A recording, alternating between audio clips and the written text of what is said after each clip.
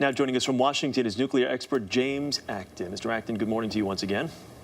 Good morning, Chris. Let's talk about the breaking news we're getting this morning. We're finding out that this morning that high levels of radioactive radiation exceeding 1,000 millivolts per hour found in water in a trench outside of reactor 2. And I know you've always said if there's radioactivity outside of the reactor, then it becomes a really dangerous situation. Just how dangerous is this level right now? Well, 100 millisieverts per hour is a large radiation field and clearly a matter of severity. You know, the reports that we're getting at the moment are not entirely clear. There's a description of a trench filling up.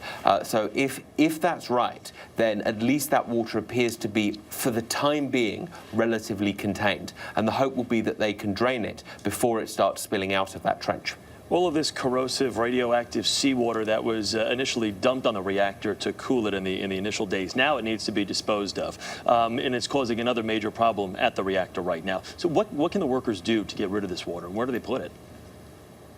Well, I think that's what they're trying to figure out at the moment. TEPCO, that's the plant operator, I saw a statement from them yesterday saying that they didn't know yet where they were going to put the water. I mean, you know, it bears emphasizing these plants have been hit by a series of catastrophes. We're way beyond the playbook on any of this. And unfortunately, the plant operator really is being forced to improvise in order to try to clean up this mess. Yeah, TEPCO, they're initially talking about right now this crisis/cleanup taking months, possibly years. What's your sense of a timeline? And in the meantime, are we just going to see this plant go from crisis to crisis in the short term? Well, I've resisted using this analogy for 2 weeks now, but it seems to me that at this point, comparing this crisis to the BP oil spill from last summer is appropriate. I mean, this crisis does have the potential to go on certainly for weeks and possibly for months.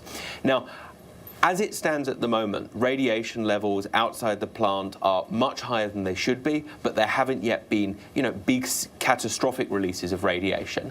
And I think this crisis certainly has the possibility just to continue as it is at the moment with, you know, you have good days and you have bad days, but taking a long time in order to get this plant under control. All right, James Acton, thank you once again. Good to talk with you this morning. Thank you.